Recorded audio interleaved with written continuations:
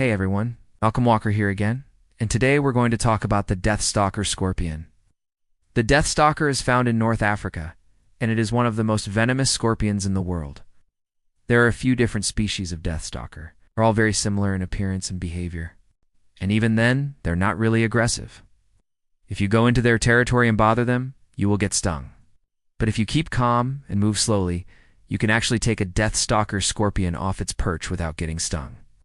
Only about 20% of the population retains this ability into adulthood. If you see a Deathstalker scorpion glowing in the dark, it's probably young. Scorpions are never hurt during these experiments. They're simply monitored while researchers watch what happens.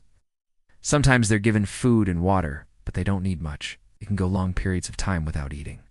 Their glowing lasts only a few hours. So if you see one and it's still there in the morning, it's probably not going to glow anymore. You can keep them in terrariums, aquariums, even jars. They're usually a light tan color, and they have a raised tail with a curved stinger at the end.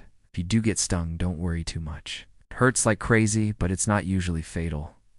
Unless you're allergic to their venom, you should be fine. All they need is a tight lid because they can escape through the tiniest of gaps.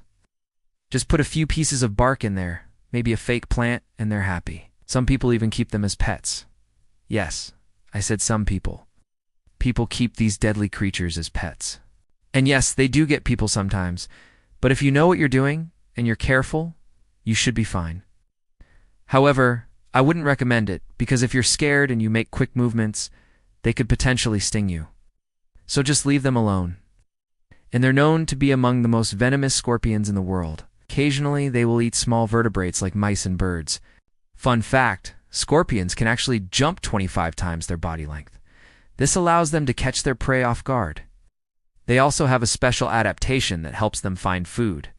If there's no UV light around, they can actually create their own UV light by glowing. This is called bioluminescence. The reason we know that is because of this right here. This is a pain scale from 1 to 4. And these guys rate a 4, the highest possible rating, along with a few other species of scorpions.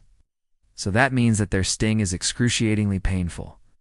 Now, even though they are extremely venomous and their sting is incredibly painful, they don't really attack people unless they feel threatened or cornered. In the wild, they feed on insects and other small invertebrates. When they're young, they're born with the ability to do this, but they lose it as they get older. Now, the reason we know so much about Deathstalker scorpions is because they're being studied. They're not just being studied for their venom, which is interesting in and of itself, but also because scientists believe that studying their nervous system might help us learn more about our own. Their stings are so painful that they can actually be used as a natural painkiller. Researchers are currently looking into whether or not their venom can be used to treat cancer and other diseases. One of the proteins in their venom could help researchers develop new and better treatments for neurological problems. And they're also studying the scorpion's nervous system to learn more about our own.